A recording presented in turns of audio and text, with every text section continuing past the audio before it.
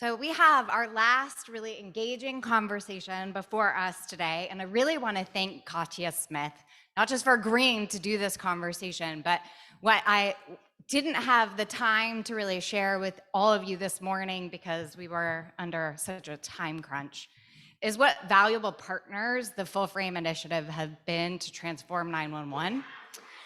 Katya and her team, not only have they really put well-being on the map, they have been so generous and so organized in helping us make sure that every part of this initiative was infused with it from the beginning. And so it made a lot of sense to me to ask her to make sure that we included that conversation. And before we leave today, that we understand what are some ways to get off the sidelines.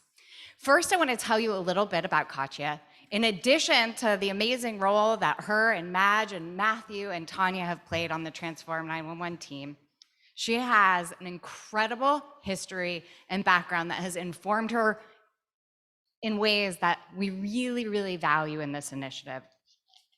Katya has an extensive history in working towards everyone having a fair shot at well-being in this country, beginning with her experiences in developing some of the most modeled after national programs in serving people who are experiencing homelessness. Really pioneering work that led the nation's way in so many ways.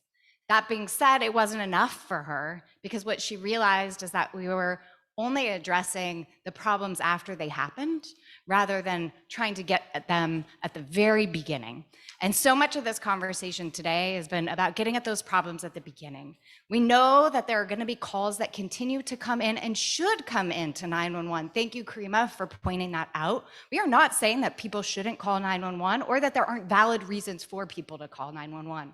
What we want to say is that people need to understand how 911 works and that we need to have a whole diversity of response options so that it's not just the police, it's not just fire, it's not just EMS. That's too heavy of a toll for those professionals to have to handle on their own.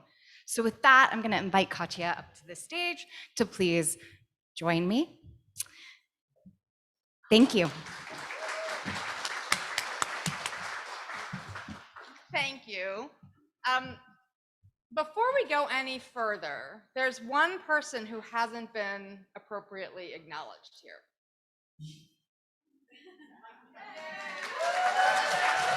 So, Rebecca,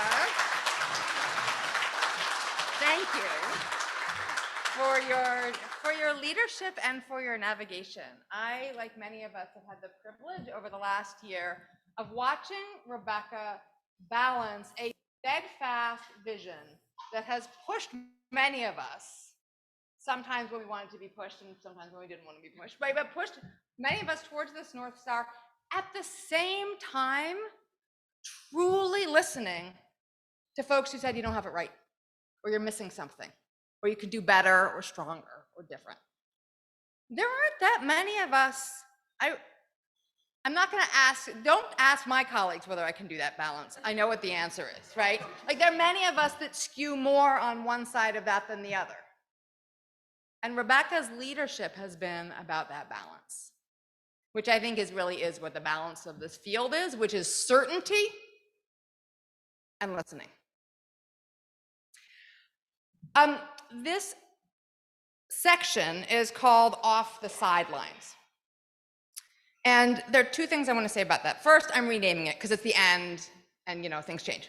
So it's off the sidelines and onto the skinny branch. Does that sound even better? And yet, as Dr. Punch reminded us, the sidelines are sidelines because we draw them as sidelines. And we say, you're on the sidelines. We're playing on the field. And so I actually think that certainly for those who've been involved over the last 9 months with Transform 911, you're already off the sidelines, you're on the field, take your water break, but then come back. But every single person here is off the sidelines. And that's you too in virtual cloudy land out there. that some of this is about how we define ourselves in relationship to this work. And everybody who's here and who's stuck it out for the day, I would say, has already made that decision. And may have made that decision long before here. So let me share a few things with you before I invite a few things with you. As Rebecca said, I and my colleagues and many of us here, I hope all of us here, believe that the United States must be and can be a country where everyone has a fair shot at well-being. And by well-being, I mean the things that we know. Who belongs? Whose safety matters? Who gets agency in determining what happens around them and what matters to them? Can I get my biological needs met without shame or danger? Is there some predictability in my life? Like, these are pretty basic things that we all know, right? And so many of the calls that 911 handles are the downstream effects of living in a country where we don't all have a fair shot at well-being. And so that is a problem that is not of 911's making. It is a solution that is not all about 911. But surely we're not going to get there without 911 being part of that change and part of that vision. And what is exciting for me is that today we had one panel called Bright Spots, but I actually think for the most part it was a day about bright spots. And there are many, many more, but we only have one day. None of us has ever lived in a country where we all have a fair shot at well-being. None of us really knows what that looks like, what it feels like. I know that it doesn't involve too many rainbows. I just still don't think they're unicorns, sprinkles on things. It's still hard, it's still messy, but it's different. And after 2.5 years of just crushing uncertainty, right, and tumult, it is so hard and scary to say, I am now going to take on more uncertainty. Yes, sign me up. I'm all for objectives and I'm all for visioning and I'm all for that, but what if we don't even really know what it is, but we have a sense and a North Star? And so often we're told we have to plan the whole thing out and know everywhere how exactly we're going to get there. That's not how you win a chess game. That's not how you raise a child. That's not how you transform a system. You figure out what your next moves are, and then you figure out what your next moves are, and you figure out what your next moves are. And I think that the 7-point plan in Transform 911 is like the first couple of chess moves. They're the big moves. I used to play chess, so I don't know enough about. I have this bad habit of like starting metaphors that I actually don't know nearly enough about. But at least don't get me on sports metaphors because I really don't know them, right? But it gets you. It's going to get you off the chess sidelines and onto the playing field. Does that work? Onto the chessboard? No. All right, stop it with the metaphors, Katya. And that it's not going to be everything, but my God, it would be something. And it would be something big. And it's not that it would be, it will be. Because everyone here is already making it happen. We heard so much today, and there is a reception on the other side of me, so I'm not going to repeat it all. But one of the things I want us to think about is that fireside chat. And Chad and Sean didn't just talk about listening and empathy. They showed us what it looked like and what it feels like. And what has struck me so much over the last 9 months is that this is a field that requires surety and certainty and quickness. And the work of transformation is deeply uncertain. It is really hard if your position demands that you know the answers and you be sure about where you're going. To step back and say, maybe I'm not so sure. And we're not really good as people as holding a whole lot of complexity. We don't like it. It's really uncomfortable. We're really bad at it if we try and do it in our heads. We're a little better at it when we do it in our hearts. And that's the other thing we saw today.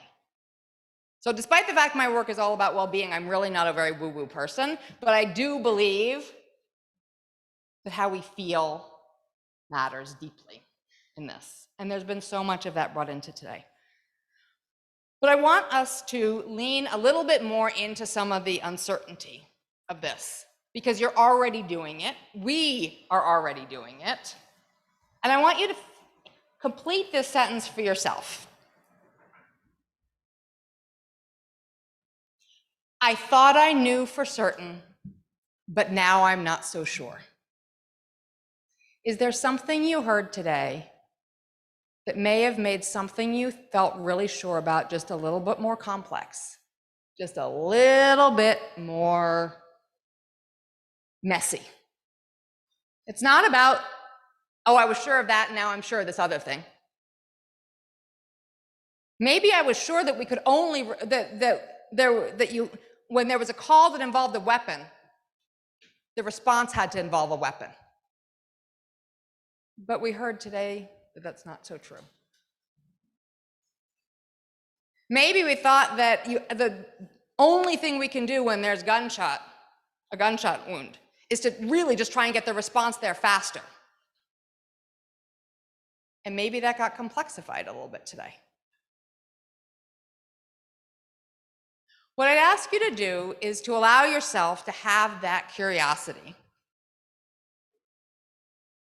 And then to go out on the skinny branch and share it with your neighbor. I'm old enough to remember Mr. Rogers, look for the helpers, right? Remember what Punch told us? That your neighbor is the person, the one sitting next to you, is the one who's best positioned to help. So, what I'd like you to do is to complete that sentence and share it with your neighbor, and ideally, a neighbor that you don't know. So you leave here having talked to somebody, if you haven't already, that you didn't know coming in. It's not that hard. You can do it now. Can you do that for 1 minute? I'm not going to make it that much more complicated.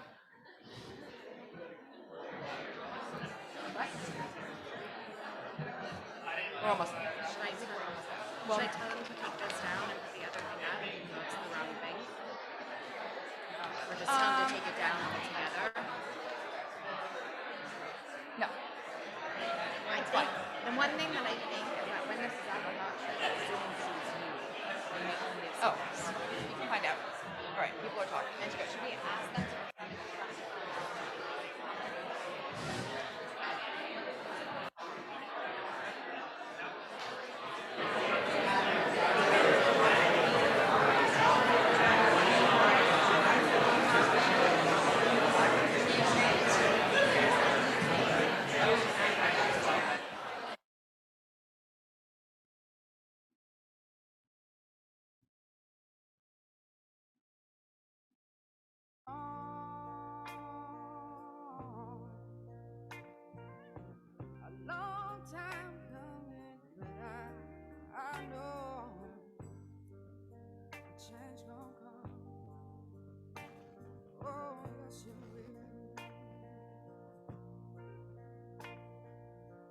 It's been too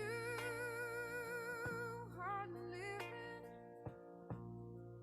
I am afraid to die. I don't know what's up there beyond the sky. It's been a long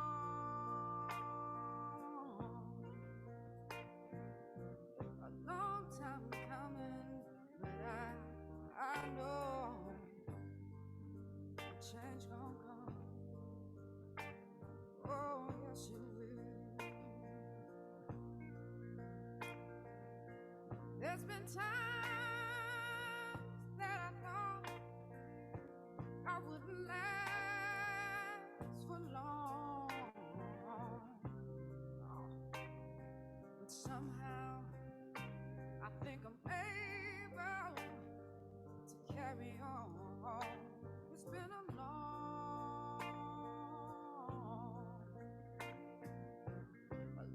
time coming, but I know a change don't come. Oh, yes it will.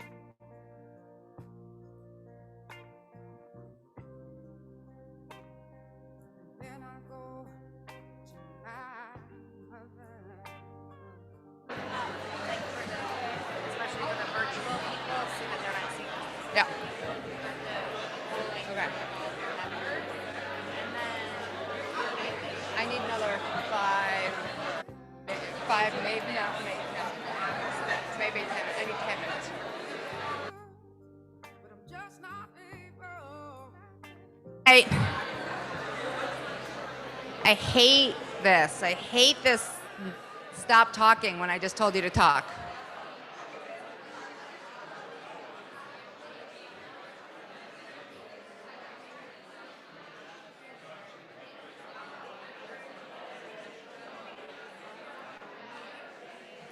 You want to be the one to do the movie? Yeah. Stop talking. I got more to say. You all found your neighbors, and hopefully they were neighbors you hadn't spoken to yet. Fantastic.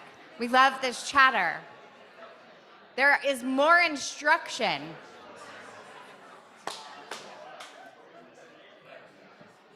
I too, Budge, was a college professor.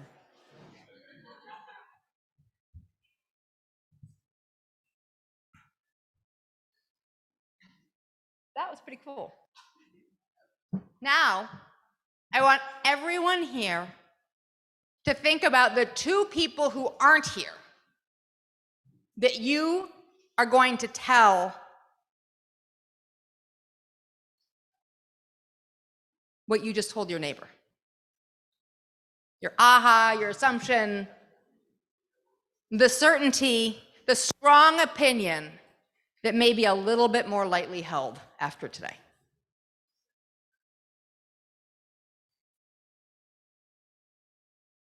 Because we're a storytelling species, we listen to each other. And this is a room full of deeply influential people who matter deeply.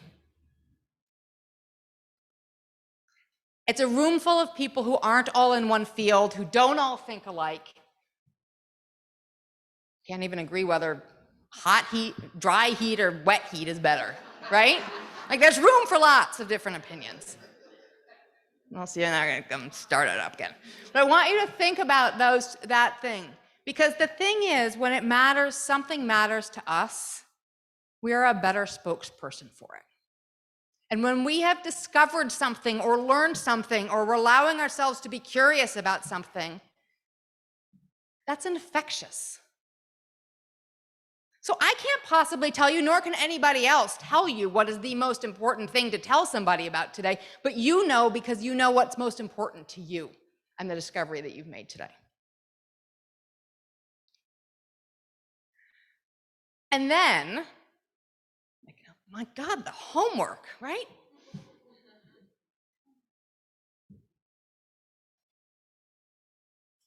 The 7-point plan is so meaty. And I say that as a vegan. There's a lot in there. It is bold and it is concrete.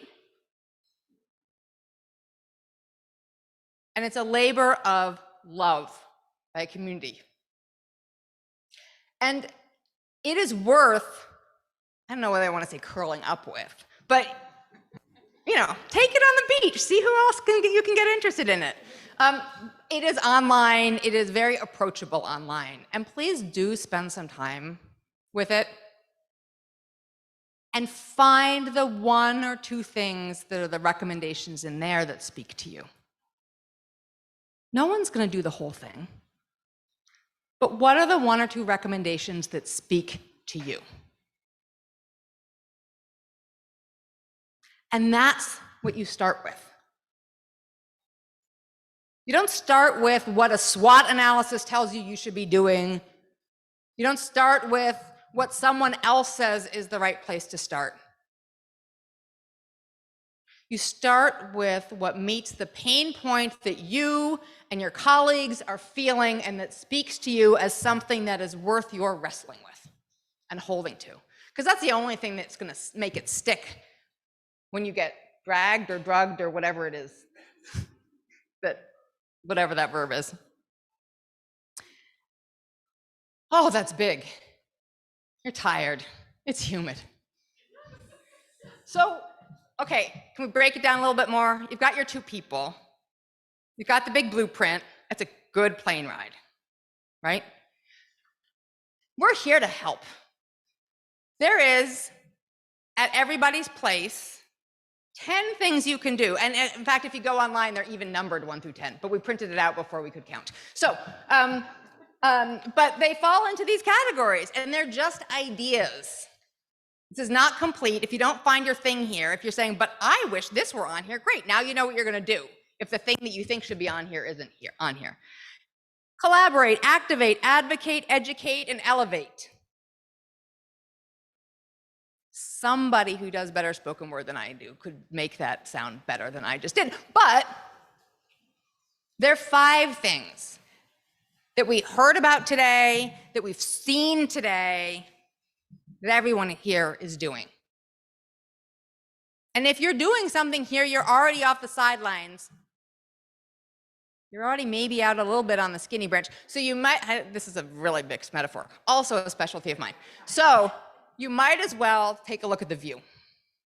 And you might as well see who else is hanging out with you, which is a kind of eclectic, funky, powerful group of people. I'm wondering whether there is anyone who knows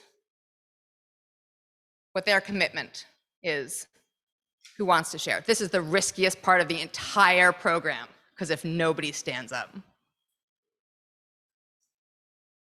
Don't do this to me. All right, thank you. Let's get some microphones. Number 3.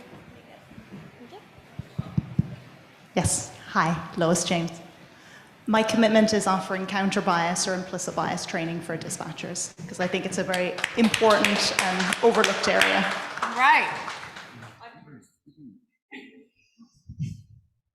Hi, I'm Margaret Fine. I'm from Berkeley, California. And I was up till 2 a.m. last night because the city council finally passed the fiscal year budget. And we got $100,000 for a 911 needs assessment for behavioral health and homelessness, and a capacity assessment for the city and county crisis response and crisis services. And I wrote the legislation for the vice mayor. So I'm thrilled to say this happened. Tyrell gave us a tour yesterday of the 911 center. I took pictures, and all of Berkeley knows about New Orleans Parish District, which is fantastic, because I also got to put forth the recommendation on independent ECCs. So yay.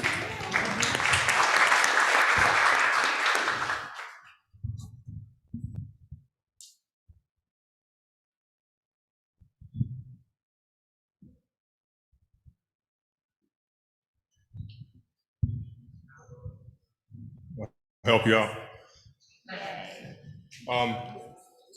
I work in Philadelphia. One of the things we're working with in our jurisdiction, is trying to get 911 disentangled from the police, so that it's either standing alone or within a different agency. But right now, it's if you call 911, it's going through the police department, and we'd like to cut the police out as that middle person, and have the 911 system be able to operate independently. We've already got a lot of cool stuff going on, such as what we call the 911 triage desk, whereas we have behavioral health personnel embedded within some of the call centers. We've got, co-responders, we've got, PAD.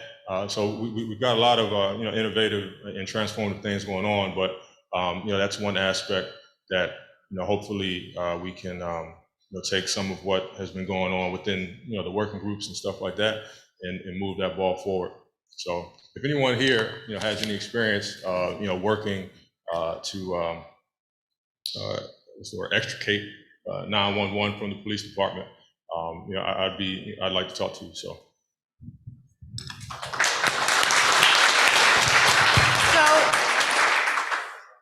That is a thank you, and thank you for everyone who stood up to share, because it's also really hard to stand and put it out there to the world.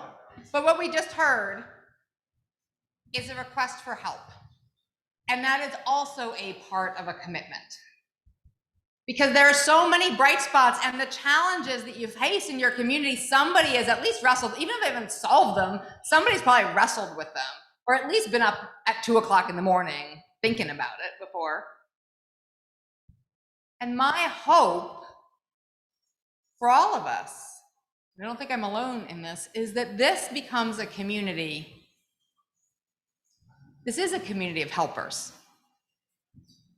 And so it is natural that this is a community that is where we are helping each other with this transformation, that is not just about the sum of a lot of individual actions, but is about the weaving together of the individual footsteps that everybody here is taking, that are way out on the skinny branch as you're walking out there off the sidelines. One more. Oh, thank you. I appreciate that. Hanging out on the skinny branch for a long time. No, I just want to say one of the things that I know I am committed to doing, I really want to engage in conversations with some of the folks that were talking that are some of the directors, to talk about some of the structural barriers that prevent a lot of folks from my community from plugging into those opportunities. We talk about pay and we talk about other things, but there are structural barriers, as you named, and I just want to name about nonviolent. When the nonviolent violent dynamic, it's a false dynamic. There's a violent offender myth that's created. The reality is, the reality is. You remember that? It's inside joke. Folks know it. No, but it's a fake dynamic that has historically and disproportionately negatively impacted our community. And so I want folks to be real mindful when you think about what was, just like you said, let's think about things that make sense.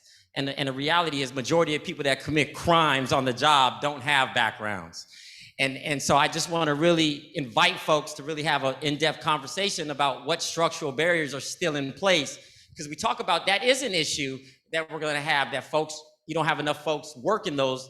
And you wonder why sometimes, is that there's a lot of great folks that can't get past the structural barriers that are preventing that from happening. So I'm very committed to having those conversations and unpacking that, and whatever else I can do to push the movement forward. I was very moved today about understanding as marginalized identity as I have, to understand that I don't have every experience and there is oppression that's happening outside of my line of sight.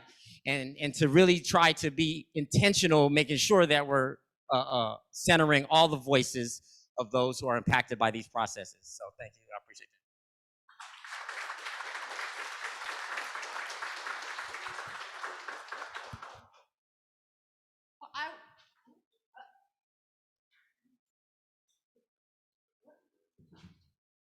Pardon me, sidebar. And we're back.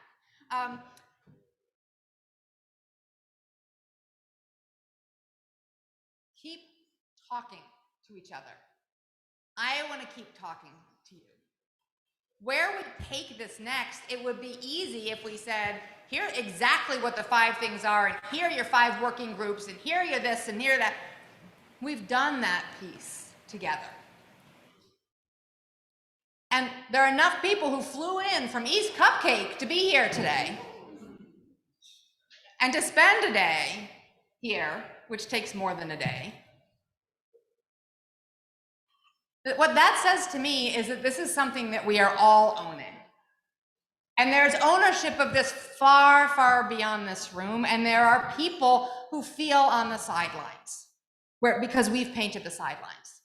We're waiting for us to say, come on, I'll be your buddy. So when you tell your two people, invite them in off the sidelines too. Because that's how you actually create a movement.